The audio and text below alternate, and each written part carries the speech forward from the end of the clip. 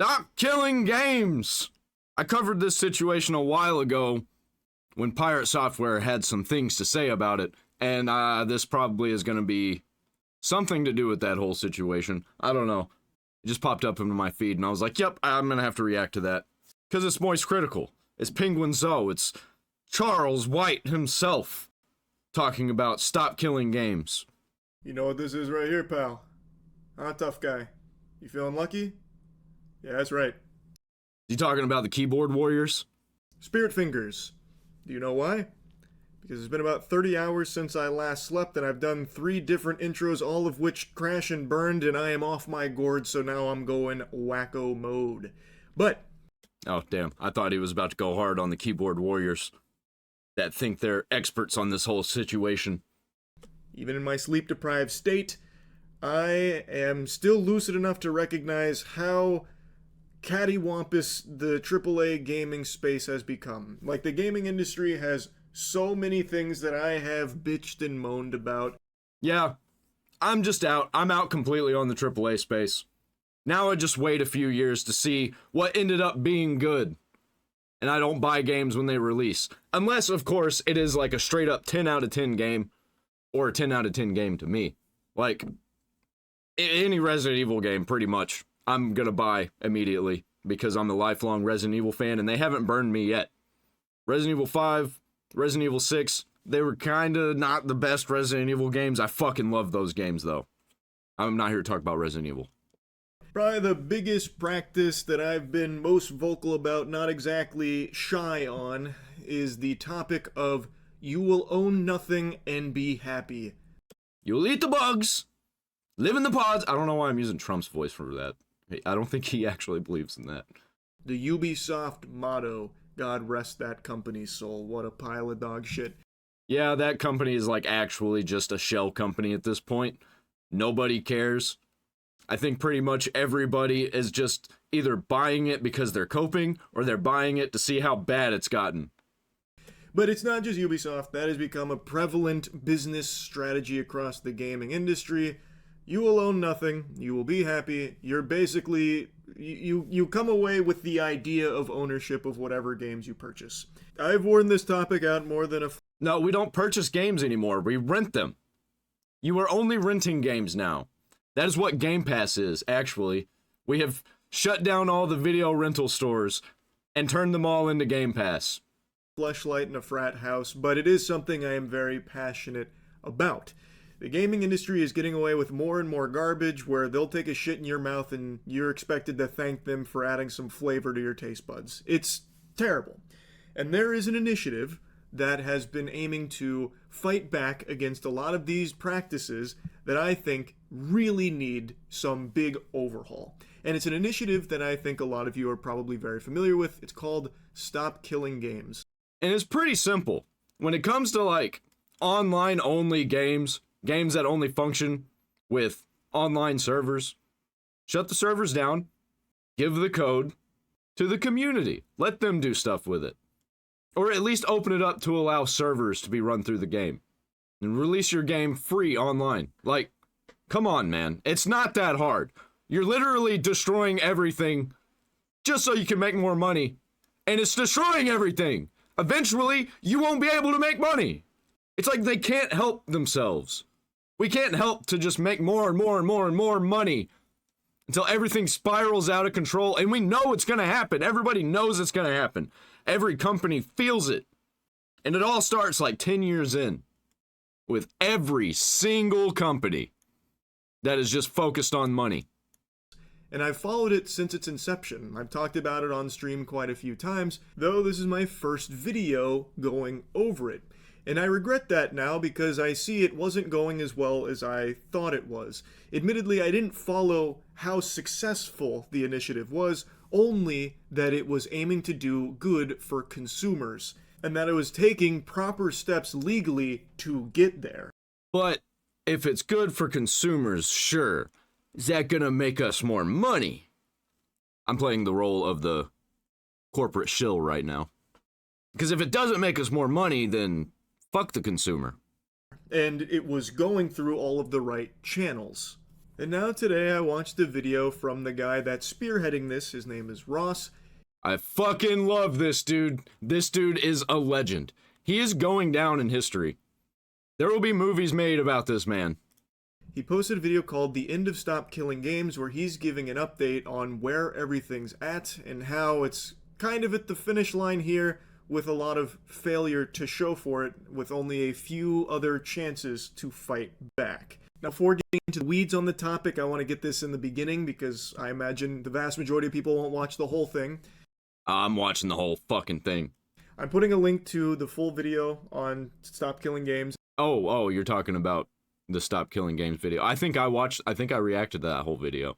As well as a link to where you'd go to help support the Stop Killing Games initiative, because there's only a little bit of time left for the most important parts of it now that it's at the end. So if you know what the movement is and want to support it but didn't know... Honestly, I think this movement's going to fail. I don't think it's going to work. I don't think anything's going to be done. But I think it's paving the way for another similar movement, probably an even stronger movement, to come out of this. Know where the resources are in the description. But, you know, everybody talking about it right now, even Asmongold's talking about it. It made its way to Asmongold's ears this time. I think he watched it before, though, too. I think he already knew about it, but he didn't talk about it anymore, really. Every once in a while, he brought it up, I remember. I watch a lot of his videos. Have for years. But yeah, everybody's getting on board right now because a bunch of big creators are talking about it. So it's getting a resurgence.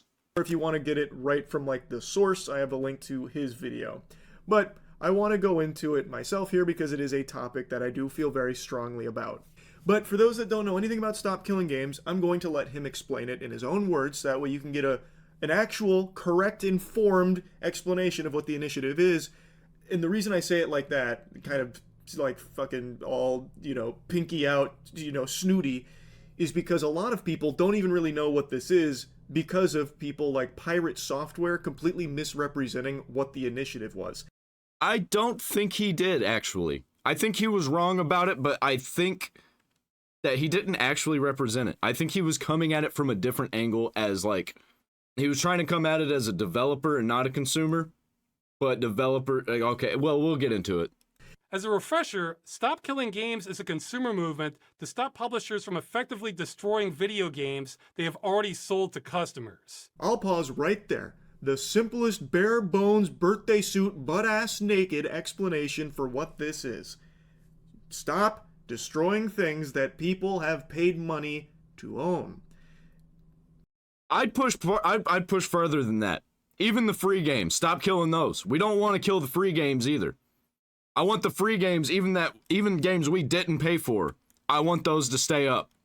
I think that is a very understandable, very reasonable take. Very agreeable. Now I want to quickly jump to a different spot in this video because I think it's important to have this in the beginning because it's something a lot of people have heard that comes from someone that is just wrong about it. It's the Pirate Software portion. Ross is addressing the video Pirate Software made many months ago.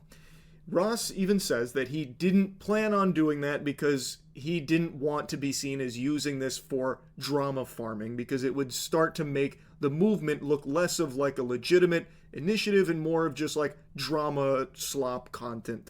Yeah, and it would have caused a lot of infighting. It would have set people against it. It would have set people adamantly for it. And any kind of changes to be made, they won't be about it. And it's just bad all around for both sides.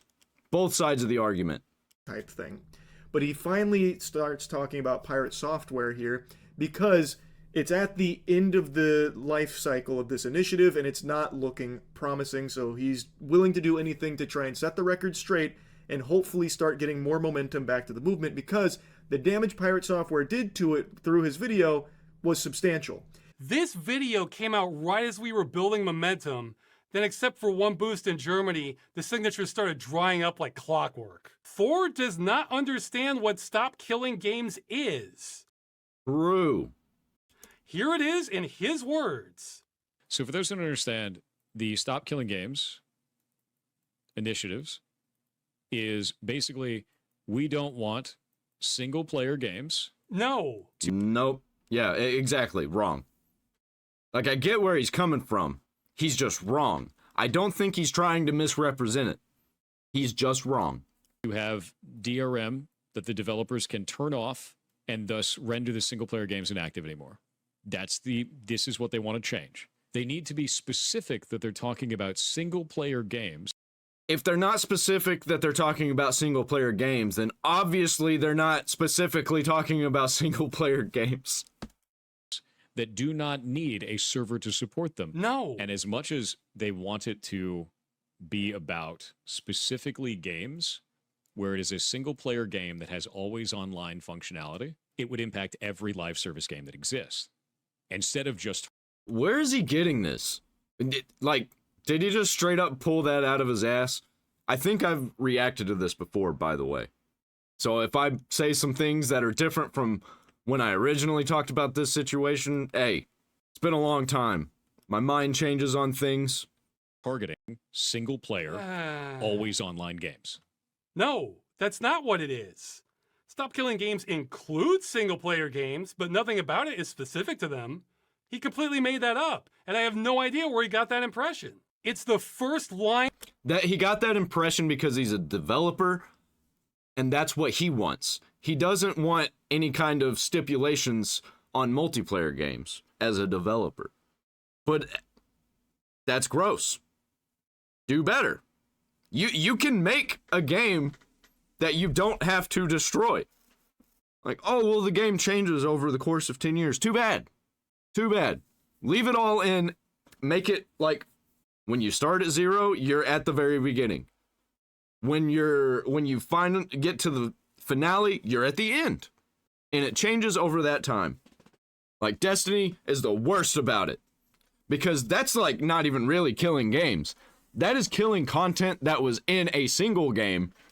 And then they, in quotes, vault the OG stuff.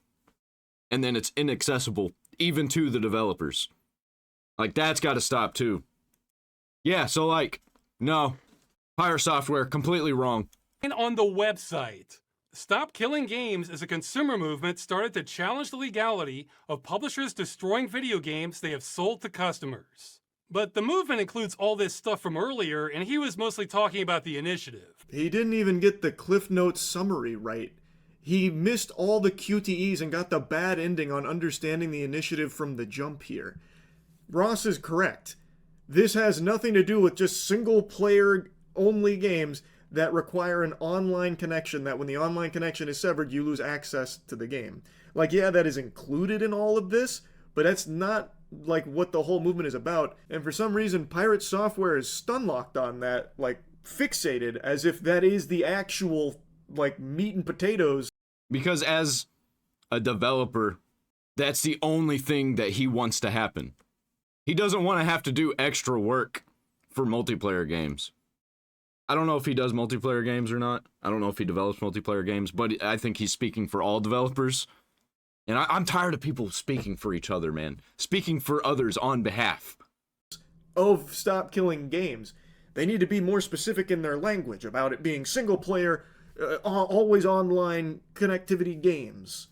When that's just not what it's about. Like, they're not being specific about that because that is not what they are specifically targeting. It is about the whole practice of destroying games that consumers have already purchased and having no end-of-life plans for games that are being sunset. So I think another huge problem we got on our hands with multiplayer games, and I will use Call of Duty Modern Warfare 2 as an example.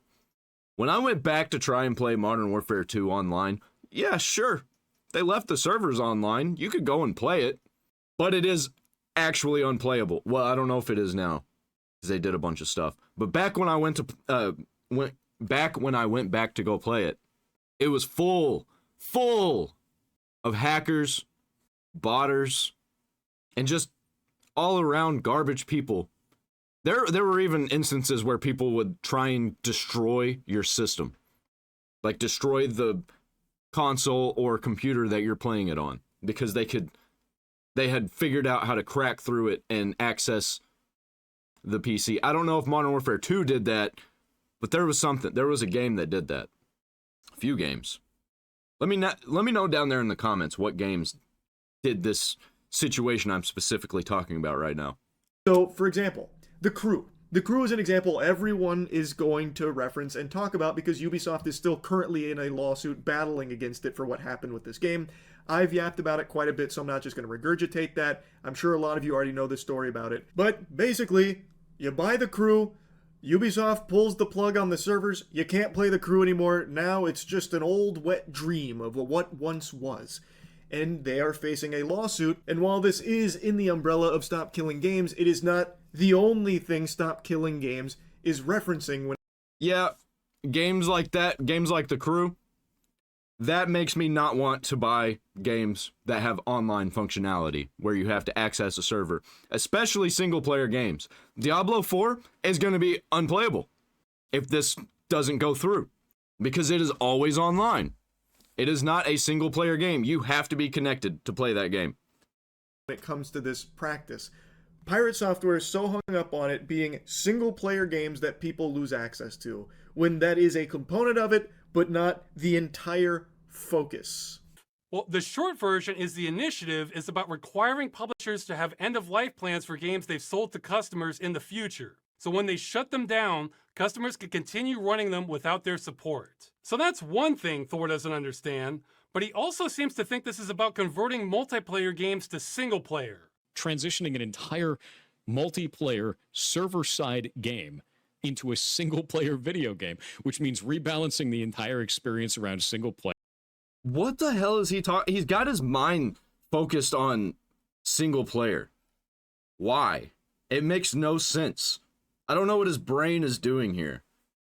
I think he pretends that he's smarter than he is, and he's trying to come off smarter, and he's trying to be smarter than the people who came up with this. I think a lot of people in the social media space do this. I, for one, do not do that. I think that I am a huge moron. But I can tell when a moron is pretending to be smart. And that's what's happening here. Rebuilding everything in the entire game. How are you going to do that with Final Fantasy XIV? You're just going to make all the raids soloable? Imagine the day that World of Warcraft shuts down, and suddenly you have to make it a single-player game for every individual that ever bought the game. Or, you know, you allow the community to open up their own servers, which they... World of Warcraft, that's an insane example. Because they actually had a problem with third-party servers. Are you fucking retarded? Bro, you worked on World of Warcraft, didn't you? You worked for Blizzard. I don't understand. That's what they're asking for. No. Because they would have to sunset live service games as a single-player experience. No, you don't. You just have to lock everything down and then open up the servers. Let people connect third-party servers to it. That's like all you gotta do. So many games do this already, by the way. I believe there's a Command and Conquer game where they just like, all right, well, we're just gonna allow third-party servers. We're gonna shut the game down, but you guys can run it if you want.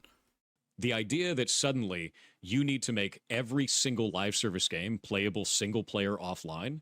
Bro, he's like stuck on it. He can't get off it. No, dude. Correct. No. This part is more confusing than Finnegan's Wake. Yeah, it's like, I don't get it. Is he retarded?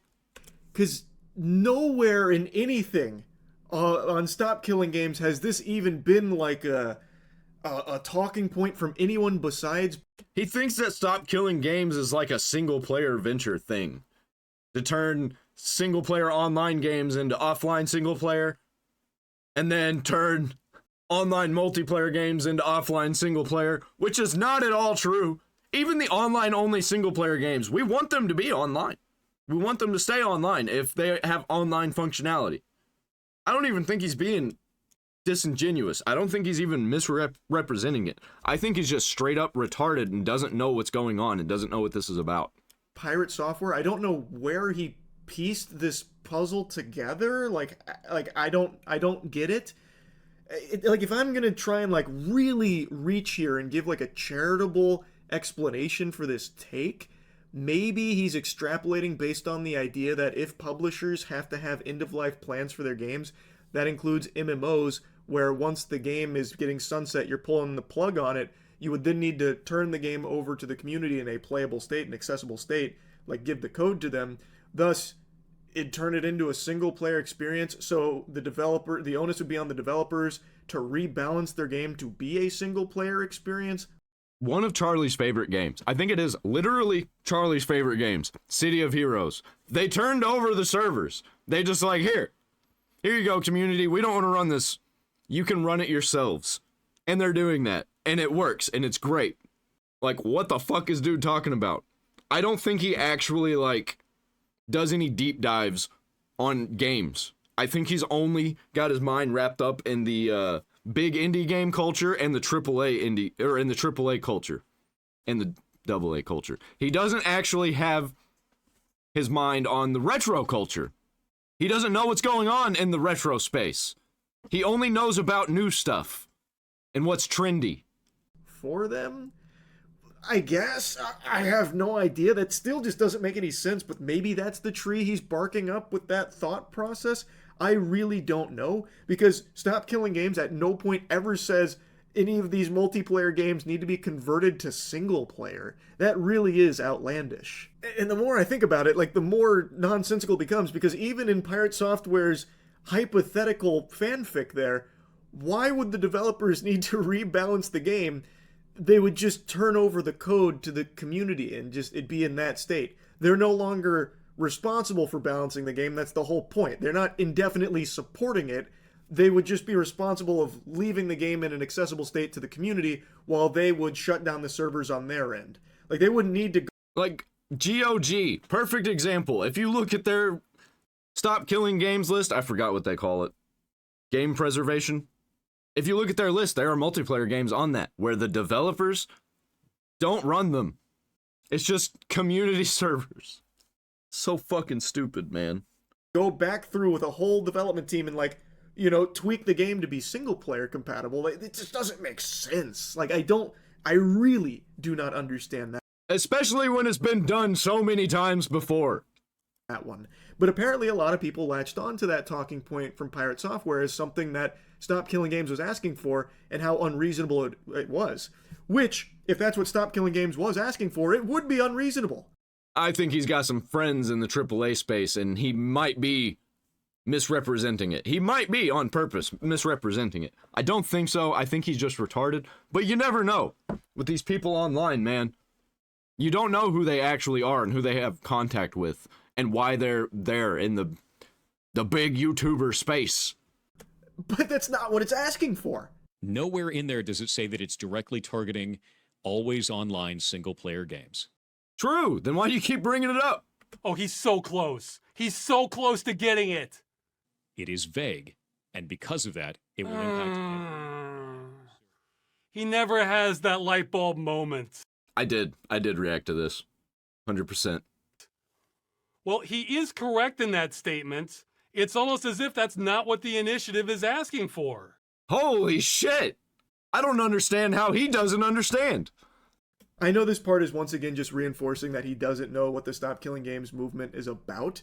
Yeah, and a lot of these big creators like Asmongold, Charlie, they're all agreeing with each other that Pirate Software is wrong about this.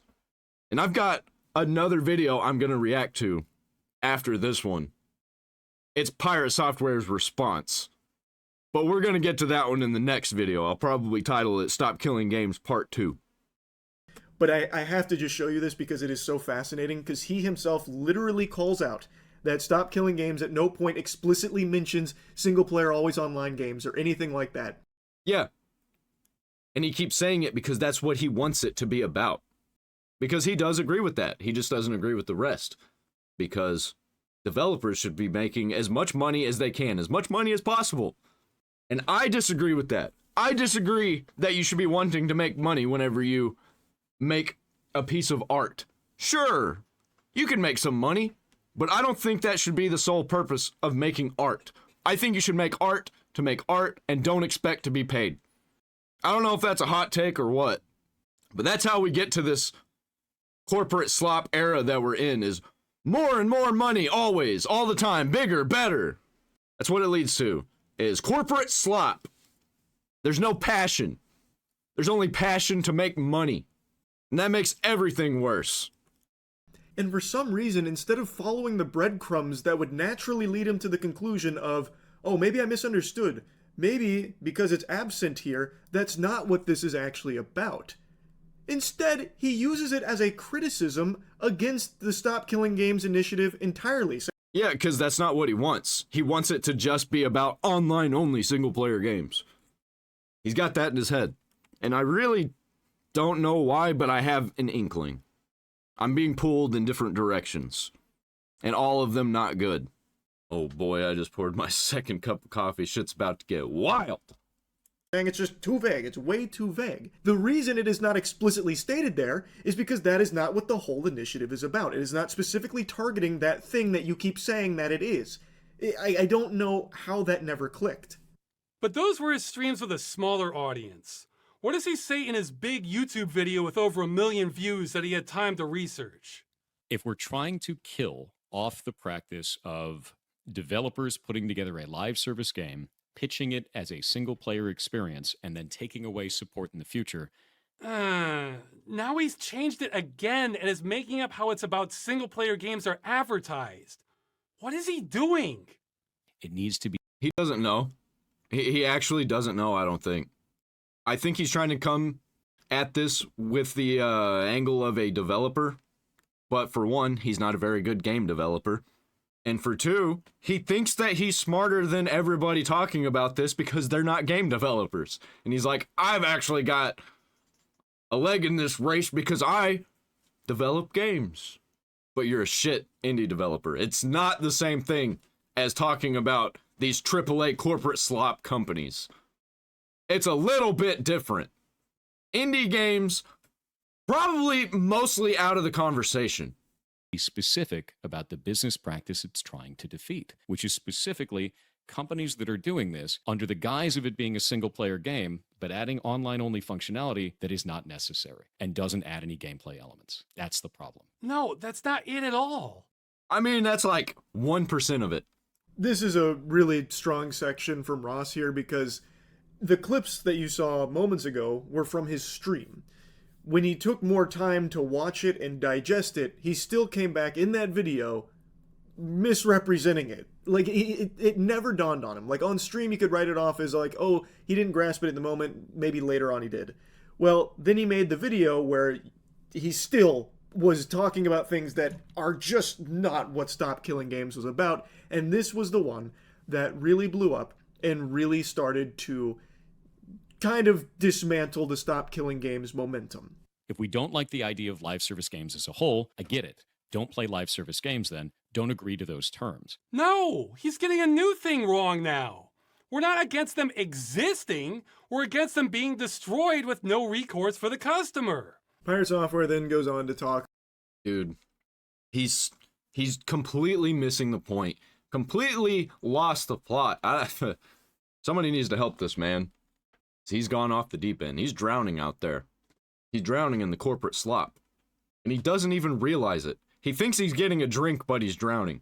About like the business practice of misleading consumers into thinking that what they're buying is a product as opposed to a license to a product, which is a totally separate thing. And then he criticizes Stop Killing Games for not being specific about that thing that he is bringing up, as opposed to what Stop Killing Games is talking about. So he's using that against them for some reason.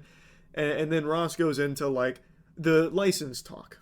I think that video games, you should be able to do whatever you want with it, except distribute it to masses. I think that is completely wrong. I don't think that you should do that. You copying a game and handing it off to a friend so they can play it, I think that should be okay. They don't have the original copy. They're probably going to lose it. They might not. I think there's a million good things about doing stuff like this. And not enough bad things to justify not allowing it. Like, come on, man. As a fucking species, as a country, we want everything to be awesome and better for everybody. Not just for people who are trying to make as much money as possible. Fuck those people. They're ruining everything. Problem is not with licenses failing to inform people. Blizzard says they can take away your purchase for no reason. That sounds pretty clear to me. Our problem is those terms are so hostile to consumers and the medium that they should. I had no idea that this was even a thing. I'm never gonna play another Blizzard game again. Like, I'm getting to the point where I'm not even gonna fucking buy games anymore. I'll buy like 20 games for $20 on Steam whenever there's a sale for like a bundle. I'll get those, or on GOG. But all this bullshit ain't fucking happening. Ain't fucking happening. I'm already mostly out. Every once in a while I'll pick something up, like a AAA game that's not been out very long. Not gonna pay full price, but I might pay half price. But if this bullshit keeps happening, I ain't gonna be playing none of the new fucking games. Fuck that. Be taken off the table entirely. This needs regulation. Forget video games. If you look at basic commerce for hundreds of years, when you paid money, you either got to keep what you paid for, or if it was a service, you were told when your access ends. The vast majority of online-only games do neither of those. He's exactly right. That is a huge problem. Now, imagine buying a chair and you're like, hey, I want to decorate it, but the company's like, nope, you can't do that because this is actually still our chair. You bought a license, so you can't do anything with it except for what we say that you can do with it. Whoa, what are you doing? You can't sit on that chair. You agreed not to. We're just going to take it away from you. Oh, you paid money for it? Oh, that's too bad. You broke the agreement. Fuck that. Fuck that. That's retarded. Pirate Software is correct here about these companies that will mislead consumers through this fraudulent advertising on what you're actually buying. Yeah, but that's not what we're talking about. You don't own any of the shit that you are buying. It is pretty much a rental. You get a permission slip to access the content. That is an issue, and not making it abundantly clear to consumers that that is what you are buying is a problem. And so too is the actual agreements, as Ross demonstrates with Blizzard, where it says they can just completely terminate it for no reason at all. It really does go against the basic idea of commerce entirely. Oh, you're gonna terminate my license to play it? Well, you know what I'm gonna do at that point? I'm not even gonna take the chance on buying your game. I'm just gonna pirate it. I'm just gonna pirate it. And if I get banned, I just won't play it. Like, fucking as simple as that. I'm not paying money for a thing that you can just take away at any point. Even if you don't take it away, not taking the fucking chance of losing out on $100 for Diablo 4. Because that's how much I paid for that game. I know, it was fucking stupid. But literally all of my friends bought that game, and guess what? That was the end of all of my friends buying games together. It burned us so bad that we all stopped buying games. We went back and played Borderlands 2 before all the weird Take-Two Interactive new end user license agreement bullshit, which I'm not doing that. I ain't doing that. I'm just going to download a cracked copy of Borderlands 2. I bought Borderlands 2. I own it on Steam, and I'm not going to play it on Steam anymore. I refuse. I refuse to use the official avenues for Take-Two games from now on. Take-Two, 2K, Gearbox, Rockstar, all of them. Video games are in a totally different ball game when it comes to that, because half the time you don't realize that you're just buying an admission ticket to a game. You're not actually buying the game. You also don't know how long that's going to last. Again, to go back to Concord, that shit lasted less than a fucking, fucking rainstorm, basically. Like, there is just so many problems. So I don't know why Pirate Software... Dude, it sucks so bad that Concord is just gone. That they just shut it down, nobody can play it. That's such bullshit. Even if it is a garbage game, which I don't think it actually was. I just think that it was boring design. From what I've heard, it was somewhat fun. They needed to do some stuff to fix it. It was just the design was kind of off. They should have left it up, man. Made it free to play or something. Or just like made it abandonware and just left it up online and people can pirate it and they don't care about it at all. Like, that could have been awesome. If I was the head of one of these giant corporations, I would do awesome stuff like that. And that's probably why I can't ever be like a boss, especially in the media space, entertainment space, because I would just start releasing stuff to the masses. I would just start releasing everything to the public. Would be so harsh on Stop Killing Games for not addressing specific things that he himself is bringing up or making up in regards to it. It just doesn't compute. It really is a video that did significant damage to an actually positive initiative that aimed to help consumers in the video game space. All based on his complete misrepresentation of it, which was a complete mess. If you try to tell me that every studio needs to run their live service game indefinitely or not want to run one at all, then no one's going to run them. Well, then don't run them. Fuck you then. If you can't do better, then you don't get to do. You know? Make it to where your game is going to be playable eventually. Go fuck yourself. Oh no! He wheeled out that line about publishers having to support the game forever. He was literally watching the video earlier where it says it won't do that in big letters. Did Blizzard have to support the third-party WoW Classic servers? Did they have to support those? Or did those just, come out themselves and support themselves? That's actually the opposite situation, because Blizzard was actively trying to take those servers down. And that's why WoW Classic became a thing in the first place, because of these third-party servers. That wasn't enough. We just can't stop gamers from going there, even when we spell it out. That's the last clip I want to show from this section on the Pirate Software video, but it's a very important one, because this is something a lot of people also think the Stop Killing Games initiative is about. Spoiler alert. Part 2 of this, he talks about Pirate Software again. Where developers, publishers will have to support their games forever. Like, till the fucking heat death of the universe, they'll have to support these games under the initiative. When that is not the case. It is very simply asking that they just let go of it. You don't have to even hold on to it. Just release it. You don't have to take it behind the barn. Take it out to a field and just tell it to go. You're free now. That when the game has reached the end of its life cycle, the publishers, developers don't want to work on it any longer, to turn it over to the community to still be in a playable, accessible state so the product can still exist.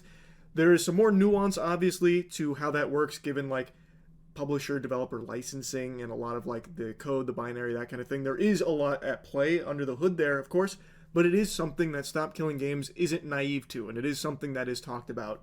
But I'm not going to dive too deep into it. I encourage you to check more in on it. But this whole belief that it is about endlessly supporting a live service game, even when it makes no sense to do so and it's beyond dead and in the dirt, is ridiculous, because that is not what it is asking for. And a lot of people think that it is. It's not. Pirate Software got that wrong as well. Anyway, I'll stop yapping about it, but as mentioned in the beginning, most of Stop Killing Games hasn't been successful in getting change. And Ross has dedicated so much of his life to this, and it's clearly taken a big toll. I think what's going to happen, here's my prediction, is that the crew was the biggest one. That was the biggest red flag that we've seen yet. I think it's going to happen. I think it's going to keep happening where these games are shutting down. And it's probably going to be games that people are going to super love. And they're going to shut them down because, hey, you need to move on to my next game. Everybody's going to love this one too, right? So we're just going to kill the old one. Oh, you remember that game that we had back in 2012? It was amazing. Everybody loves it. People are still playing it. Oh, the licensing for the soundtrack ran out. Guess we're going to have to pull the whole entire fucking game. Now he's doing everything he can for this last ditch push to try and help. And there are two big things coming up that can do so. And it's what I linked at the very beginning of the at the very beginning of the video about the resources in the description. It's in regards to this. One is for the UK to sign a government petition to bring this issue before Parliament. Though, keeping it real, I'm not terribly optimistic about this one, since the government response has been a mess by every definition. But the one that has a lot of Yeah, because it's full of old people that don't play games. They have no idea what the fuck you're talking about, and they're like, what? Video games? Isn't that the thing that children do, is play video games? Adults, grow up. You don't need to be playing video games. That's probably exactly those types of people. Power, so much so I think it could change the course of gaming history, is the European Citizens Initiative. Now, I said I'm approaching this like a time traveler because with the trajectory we're on, these are both going to fail. Again, this one is crazy powerful, but the hurdle we just couldn't get past was that it requires 1 million signatures from citizens of EU countries, and we've only made it just under halfway. What a lot of people don't realize is that in the EU especially, it's almost a state of lawlessness regarding the practice of game destruction, is that the vast majority of games with an online requirement say they can be terminated at any time for any reason. Or Blizzard likes to say any or no reason. But according to the EU Commission, that might be a violation of Directive 93/13 EEC, which protects consumers against unfair terms and consumer contracts. Yeah, you think that matters if corporations are like, well, we'll just pay more money for people to not care about this. And then they don't. They don't care about it. And they do pay the money. So if that term is unfair, that means that part of the contract is null and void. He goes on to explain. They like to spend as much money as they can to keep the ability to kill their own games instead of actually putting up money to keep them alive. And I just don't understand it. It's so fucking stupid. It is. I think it's actually evil people being evil. They're like, this game you loved, we're not making money off of it anymore, so let's shut it down. Move on so you can give us more money. Explain how powerful that can be because of what a mess that is. Because there is so much gray area with how the video games currently operate in regards to those protections, it would be a legal headache that would require an analysis of the laws or implementation of new laws that could lead to, hopefully, an improvement when it comes to gaming. I actually think it's going to get much, much worse. The more we push back, I think the more the corporations are going to push back. So the big hurdle was the signatures, needing 1 million, and currently it's at like 460,000, so it doesn't reach the threshold. I've been very vocal from the very beginning about how little faith I have in petitions. But that's just from the perspective of an American. In America, petitions are more worthless than toilet paper. You're better off just writing what you want on a note to Santa Claus and shipping it to the North Pole than you are doing anything with a petition in this country. I don't know how different it is in the EU. Maybe it really is this powerful there that could lead to substantial change. Not powerful enough when it comes to mega corporations like Microsoft and Sony. Like, not gonna happen. They are going to fight back against this. They reserve the right to do whatever the fuck they want to make as much money as possible, and fuck you. An improvement when it comes to games and preservation and all of what we've already talked about. Hopefully, I mean, that's really all that's left for the Stop Killing Games initiative. I honestly, I think it's fucked. I think it's not gonna work. Maybe the next movement, maybe the movement after that. We'll get better at this. We'll figure out things that will actually work, things that start to work. We just have to keep on top of it, man. We can't give up. Which sucks, but that's the position that it's in, unfortunately. Yeah, and I'm not going to shut up about it. I talk about it all the time, almost every single day. How retro and indie games are destroying the AAA space. AA games are even coming up here now to join the indie and retro space. And they're just growing and growing. More and more people are sticking with retro. And not even like these remasters. They're going to the old original versions of games. Because the new versions remove shit and change shit to more suit a modern audience. But if they did that in the original games, then we wouldn't be playing remasters now. You're fucking retarded, man. Where's your brain? It's like you replaced your brain with a cash register. And you're just here, cha-ching, cha-ching, cha-ching, over everything. I'm about to start my 3rd cup of coffee, man. It's about to get fucking insane in here. I'm going insano mode. And I wanted to talk about it because I really want to see something change with the games industry. I've said that so many times recently, but it's in such a sorry state. I mean, I'm talking big budget AAA space. Indies, I think, are absolutely crushing it. Absolutely golden right now in the golden age of indie games. But Yep, and it's probably going to stay that way for a while. Retro games, indie games, they're just fucking killing it right now, man. overall, in the big budget games and the way the industry keeps pushing things, it sucks. So I wanted to talk about Stop Killing Games here. Hopefully things can turn around and maybe a huge W's around the corner for the Stop Killing Games initiative. We'll see. But I don't think it's around the corner. I think it may be down the street somewhere, though. I think we're getting close. We're getting warmer.